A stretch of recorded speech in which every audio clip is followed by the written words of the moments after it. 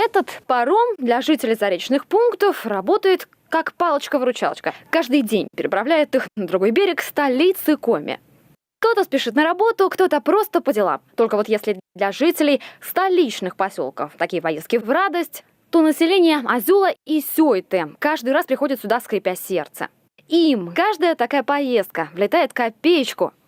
Проблему не могли решить на протяжении 6 лет. И вот, наконец, сегодня дело сдвинулось с мертвой точки. Цена во всех смыслах дорога до дома для озерских обладателей машин. Проезд на пароме стоит от 400 до почти 600 рублей. Елена Лыткина – предприниматель. Ездить в Сыктывкар приходится частенько. Фермерством занимается уже около 8 лет и в столице Коми закупает корма для живности. Вот и подумайте, как нам это обходится. Мне завозка комбикорма, у меня только машина лежит тонна. А мне минимум надо будет на месяц около 3 тонн. Вот и курсирую туда-сюда. Сейчас я обратно за комбикорм. Это у меня обойдется 5 копеечку.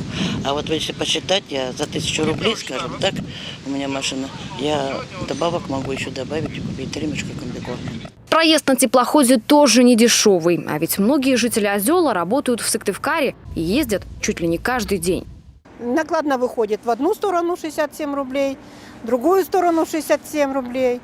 И везде надо платить. И еще на автобусе. Очень дорогая поездка выходит до города. Хотя само село находится недалеко от города.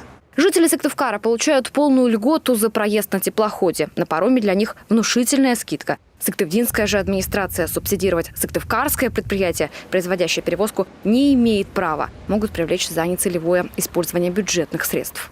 Надежду у жителей уже потеряли эту, потому что проблема уже давно, это из года в год. Вопрос никак не решается.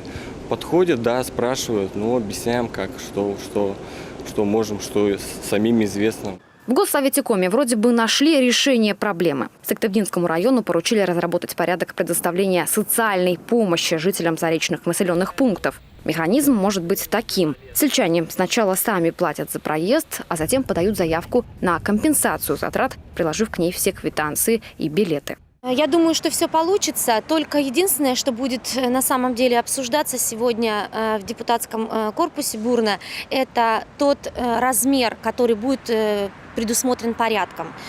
Потому что то есть это все равно будет сумма, да? Мы с депутатами будем рассматривать различные варианты, то есть будем, конечно же, покажем, в принципе, какую сумму необходимо предусмотреть в бюджете, если 100% зарегистрированных граждан будут осуществлять этот проезд.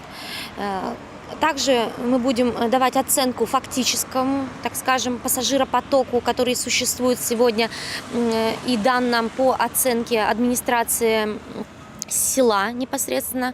Если ориентироваться на всех зарегистрированных жителей, которых в поселении 287, стоимость получится внушительная. Сумма сегодня составит у нас за навигационный период только для, я сейчас говорю, только для населения. Это порядка 7 миллионов рублей. Вот. Если все жители. Но, конечно же, сегодня пассажиропоток, он абсолютно не связан с регистрацией граждан. Эта цифра намного меньше. В августе администрация района рассмотрит проект решения в комиссии по бюджету. Затем его отправят на правовую экспертизу в прокуратуру. Окончательное решение примут депутаты муниципального совета. Бюджет на 2017 год уже сформирован. Если предложение муниципалитета сегодня одобрят, то бить по карману жителей Азёла и Сёйты переправа перестанет в следующем году. Любовь Филиппова, Олег Жуковский, телеканал Юрган.